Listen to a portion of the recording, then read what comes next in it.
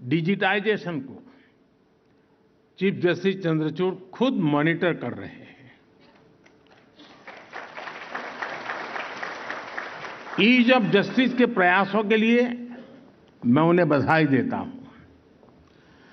साथियों, हमारी सरकार अदालतों में फिजिकल इंफ्रास्ट्रक्चर को सुधारने के लिए भी प्रतिबद्ध है।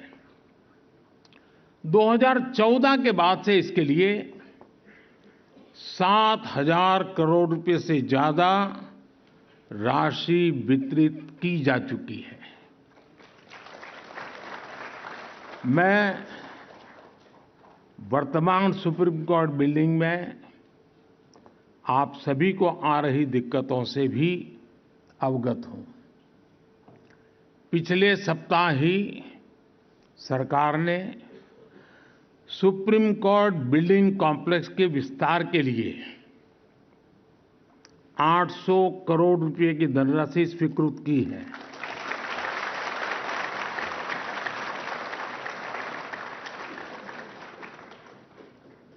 बस अब आप लोगों के पास कोई संसद भवन की तरह पिटीशन लेकर ना आ जाए कि फिजूल खर्ची हो रही है। साथियों, आज आपने मुझे सुप्रीम कोर्ट के कुछ डिजिटल इनिशिएटिव का शुभारंभ करने का भी मौका दिया है। डिजिटल सुप्रीम कोर्ट रिपोर्ट्स की मदद से सर्वोच्च न्यायालय के निर्णय अब डिजिटल फॉर्मेट में भी मिल सकेंगे। मुझे देखकर अच्छा लगा कि सुप्रीम कोर्ट के फैसलों को स्थानीय भाषाओं में ट्रांसलेट कराने की व्यवस्था भी शुरू कर दी गई है। मुझे उम्मीद है कि देश की अन्य अदालतों में भी जल्द ऐसी व्यवस्था हो सकेगी। साथियों, आज टेक्नोलॉजी कैसे ईज ऑफ जस्टिस में मददगार साबित हो सकती है, इसका एक कार्यक्रम अपने आप में एक उदाहरण है। मेरा ये संबोधन अभी एआई की मदद से इसी वक्त इंग्लिश में ट्रांसलेट हो रहा है और आप में से कुछ लोग भाषिणी ऐप के माध्यम से उसे सुन भी रहे हैं। कुछ शुरुआती दिक्कतें हो सकती है, लेकिन टेक्नोलॉजी कितना बड़ा कमाल कर सकती है, ये इससे पता चलता है।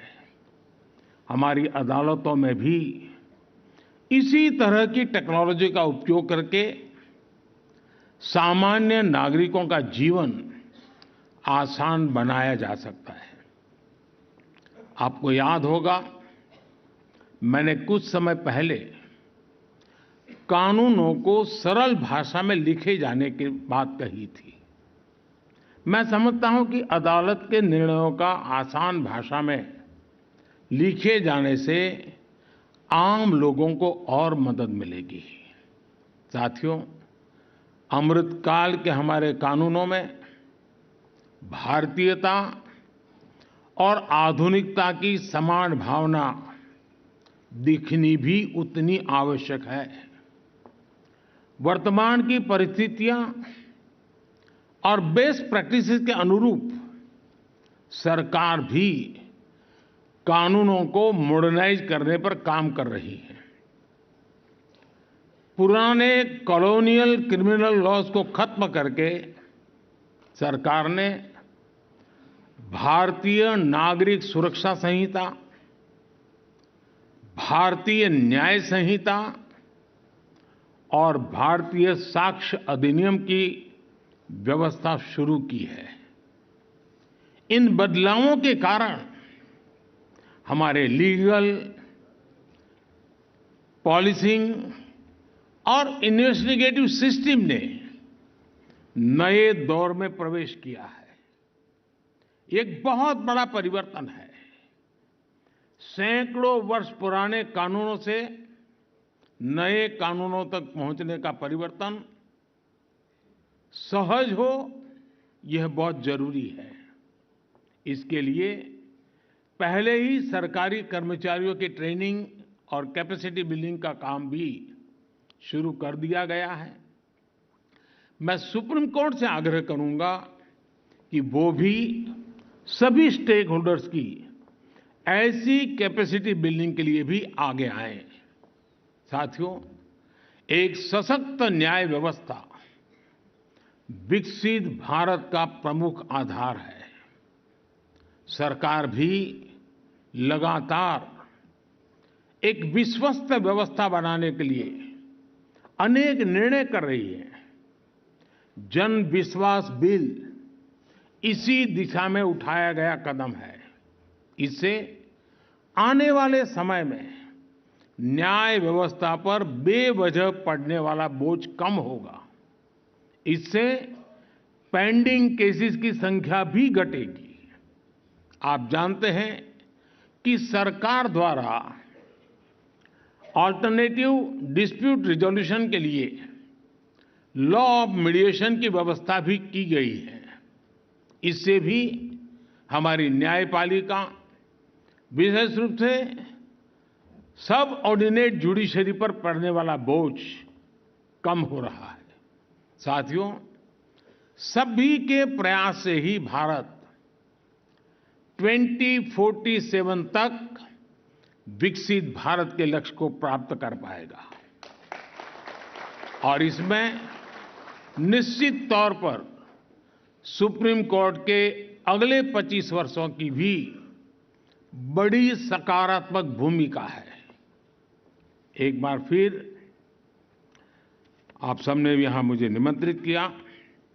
आप सबके ध्यान में शायद एक बात आई होगी, लेकिन ये फोरम ऐसा है कि मुझे लगता है कि उसका जिक्र करना मुझे अच्छा लगेगा।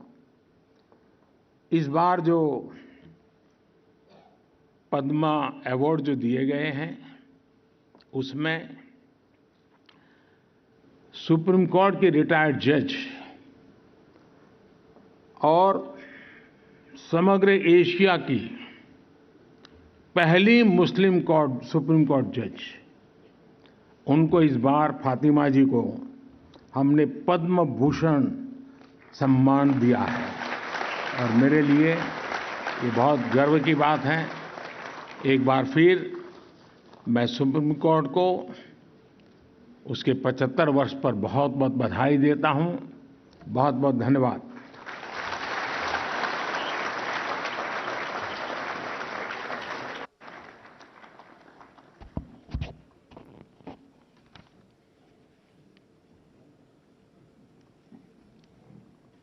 आदरणीय प्रधानमंत्री जी, आपके गरिमामय उद्बोधन के लिए हम तहे दिल से आपको आभार व्यक्त करते हैं। Finally, I request Justice B.R. Gavai, Judge Supreme Court of India, to kindly deliver the vote of thanks.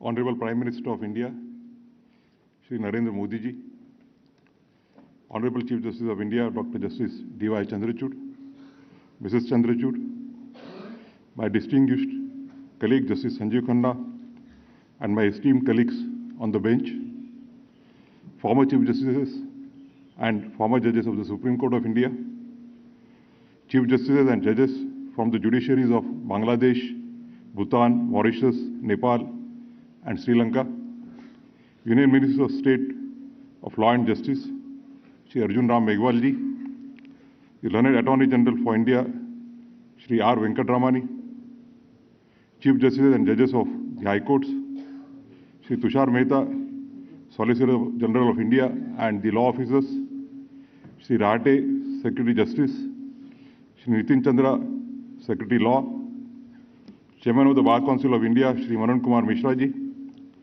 President of the Supreme Court Bar Association, Dr. Adish Agarwala, and all the office bearers, Shri Manoj Mishra, the President and other office bearers of SCORA, members of the Bar, Registry, and citizens of India who have joined us virtually. I am honored to propose a vote of thanks in an event which marks the beginning of the 75th year of the Supreme Court of India. This institution was envisaged with tremendous expectations as India shifted from a colonial system to a constitutional system. The framers of the Constitution considered the right to approach the Supreme Court to seek remedies against violation of rights so important that they incorporated it in the Fundamental Rights chapter itself. The constitution of the Supreme Court symbolizes the balance of justice which the framers intended to create. That is an institution that will act as a shield for the citizens against the excesses of power. The preamble of the Indian Constitution reflects the ideals of justice, liberty, equality, and fraternity, emphasizing the commitment to securing justice for all citizens. The Supreme Court, as the apex judicial authority, plays a central role in ensuring the realization of these ideals. Referring to Article 32 of the Indian Constitution, which provides for citizens to approach the Supreme Court, Dr. B.R. Ambedkar, the chief architect of the Indian Constitution, once said, and I quote, "If I was asked to name any particular article in this Constitution as the most important, an article without which this Constitution would be a nullity, I could not refer to any other article except Article 32. It is the very soul of the Constitution and the very heart of it," unquote. Over the last 74 years, the Supreme Court has indeed acted as the heart and soul of the Constitution. Through its judgments, the court has safeguarded the rights of citizens on numerous occasions. Today's event provides expression to the commitment which the judges have carried in the last 74 years. Today, we have also launched a few new initiatives. This shows the continuing dedication of the court to make its process accessible and feasible for the common citizen. The Constitution also emphasizes on social and economic justice in addition to political justice, as Dr. Ambedkar has stated in his last address to the Constituent Assembly on 25th of November 1949. It cannot be denied that in the last 74 years of the functioning of the Constitution of India, all the three wings of the state, the legislature, the executive, and the judiciary have worked towards achieving the goals